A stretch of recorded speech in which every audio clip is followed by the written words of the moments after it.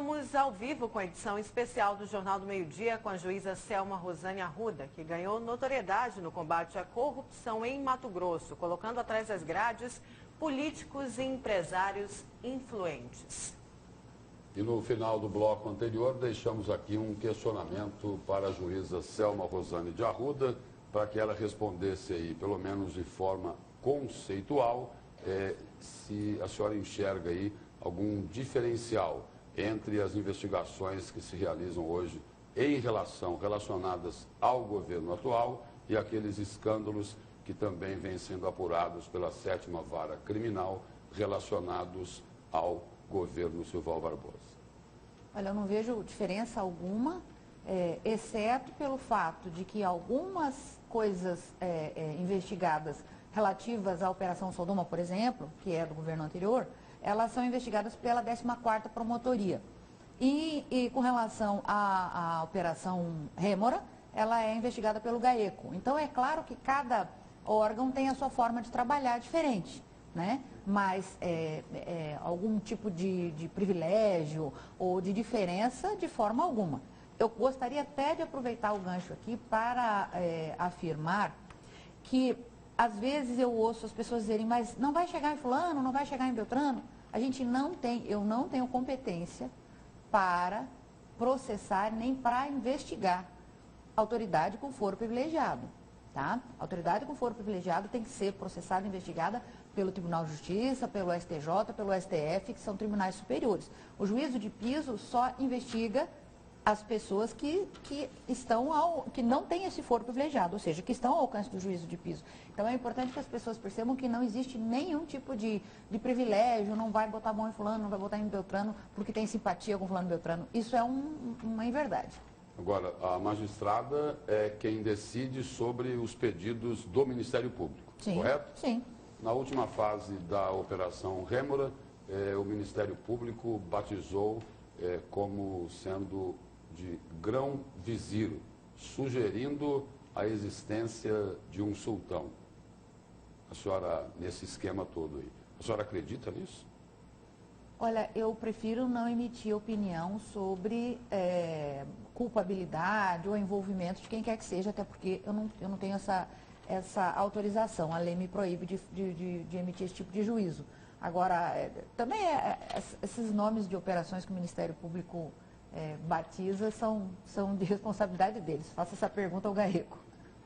Enquanto procurador, o governador Pedro Táxi tinha uma afinidade com o judiciário. E hoje, como que está essa relação? O judiciário se vê decepcionado com o governo? Olha, nós não tivemos nenhum óbice em fornecimento de documentos, por exemplo, quando se requisita documentos para instruir os processos, não se vê nenhum óbice. Ao contrário, por exemplo, do que aconteceu já em processos anteriores com a Assembleia Legislativa, que se requisitava documentos não vinham, né? No Executivo nós não tivemos nenhum entrave. Doutora Selma, a gente sempre ouviu dizer o seguinte, de que o magistrado tem como princípio básico a discrição, que ele decide no processo. Agora a senhora enfrenta algumas críticas aí em relação, por exemplo, profissionais do direito, advogados, próprios magistrados, né? Apesar de não assumirem publicamente a crítica, eles comentam que a senhora tem uma exposição, na visão deles, extremamente exagerada. E vou lhe dizer, eu não tenho o mínimo constrangimento de ter essa exposição, porque eu tenho que é necessário falar sobre isso. É necessário a gente falar sobre a corrupção, é necessário a gente conscientizar as pessoas do que é a corrupção, dos males que ela causa. E eu acho também que é necessário a gente mostrar o que o Poder Judiciário está fazendo para combater. Então, eu jamais vou me furtar, por exemplo, a vir aqui dar uma entrevista com vocês, como estou fazendo agora, e não é para me expor pessoalmente, é para expor o assunto, para expor o que está acontecendo, para deixar as pessoas mais a par do que está acontecendo. Enquanto a gente não acordar para isso, o Brasil não vai melhorar. Agora, esses críticos aí, eles questionam exatamente o seguinte, né, de que a missão principal de um juiz, de um magistrado, é julgar, condenando ou absolvendo. E aí dizem que essa postura da senhora seria incompatível. Pois é, cada um tem a sua opinião a respeito do que dos valores que deve carregar para si. A minha opinião é essa que eu já lhe expliquei. A senhora acha que essa exposição pode ser até prejudicial para as operações? Não, ao contrário, eu procuro não me manifestar a respeito das operações. O que eu procuro falar aqui é em nível de prestar contas do que está sendo feito e a nível de, às vezes, expor alguma opinião pessoal sobre determinados assuntos. Agora, sobre os processos, acredito que não. E isso não, de forma alguma, prejudica o andamento de nenhuma operação. Teve até um caso aí recentemente que acabou rendendo uma polêmica muito grande, que foi em relação ao bandido e ao policial. Quem salvar primeiro?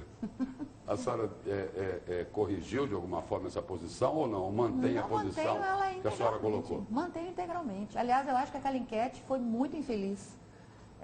A Rede Globo errou muito ao fazer aquele tipo de colocação, porque acaba colocando as pessoas numa situação de escolher um traficante ao invés de escolher um policial. É por isso que eu me posicionei. Até porque as pessoas, inclusive essas pessoas que criticam a minha exposição, elas devem perceber que eu não sou só uma magistrada, eu sou uma cidadã. E como tal, eu tenho o direito de manifestar. Nós estamos numa democracia.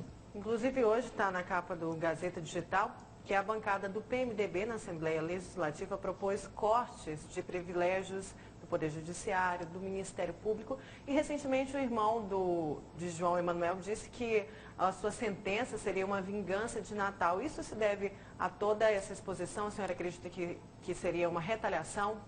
Com certeza. Quanto mais a gente se expõe, mais a gente se sujeita a ter respostas, né, daquilo que a gente faz. E nem todas as respostas são positivas. O que eu vejo, aliás, só para falar nessa história de vingança de Natal, eu vi isso na imprensa e no dia seguinte eu vi uma condenação do TCE também com relação a essa mesma pessoa, né? E talvez tenha sido também uma vingança de Natal do TCE, né?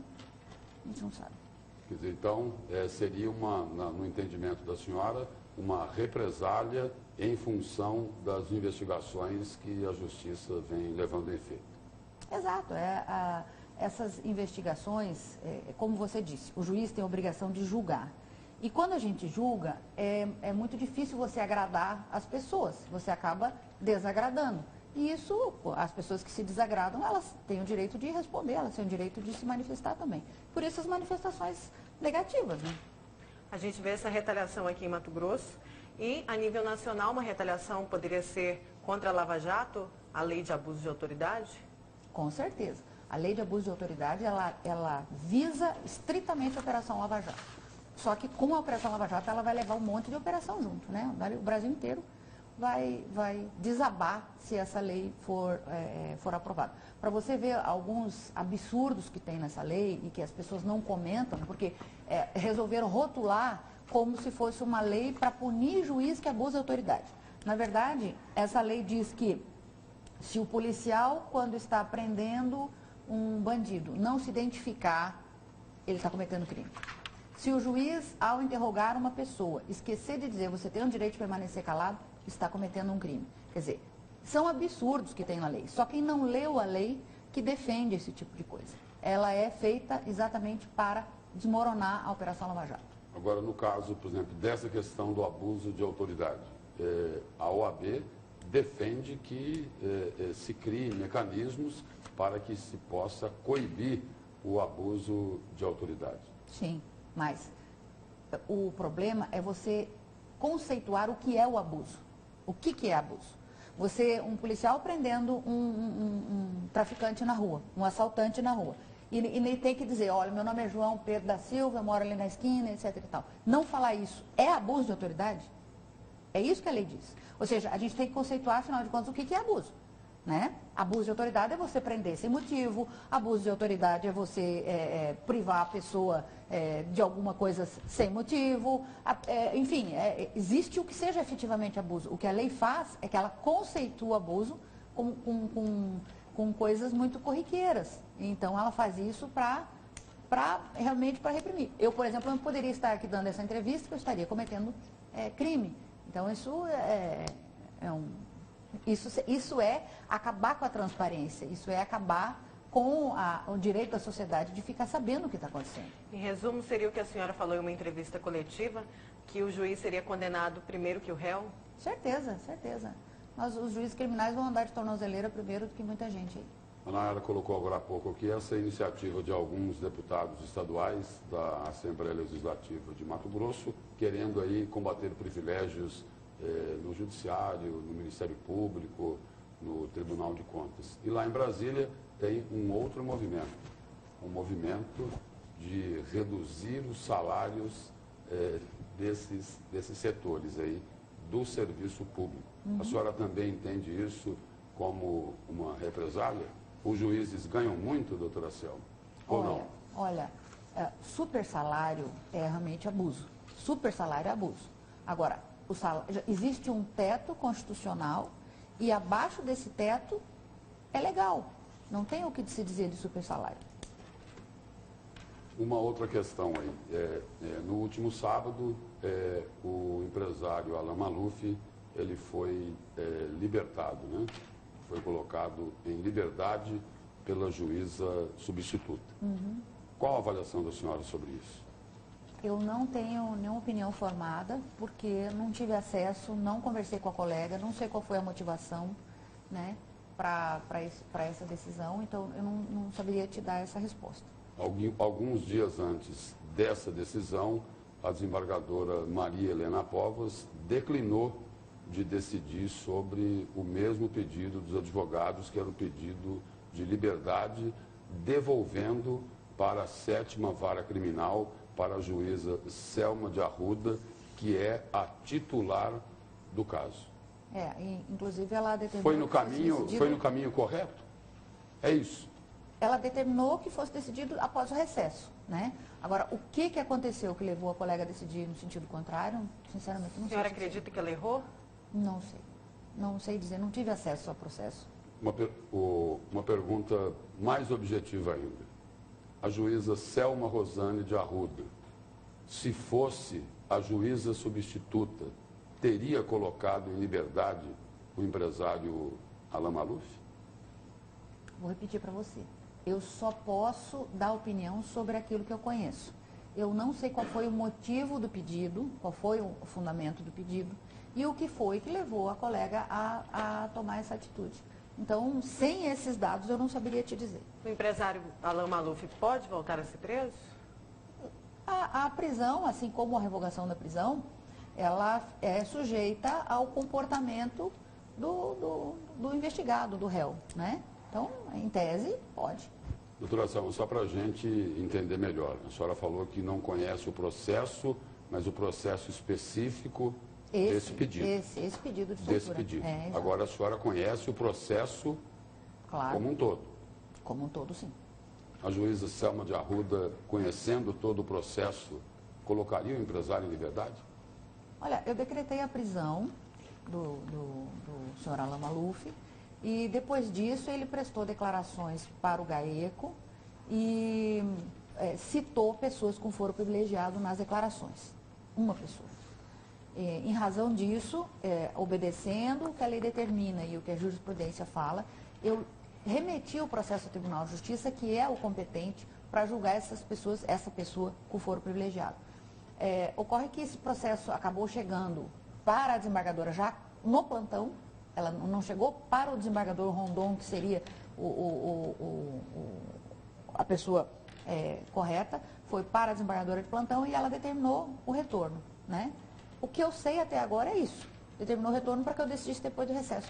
Depois disso, eu saí no recesso também, né? Estou em recesso desde o dia 20, portanto, eu não tive esse acesso. Agora, nesse caso aí, uma decisão aí liminar. Foi uma decisão liminar. Uma decisão liminar.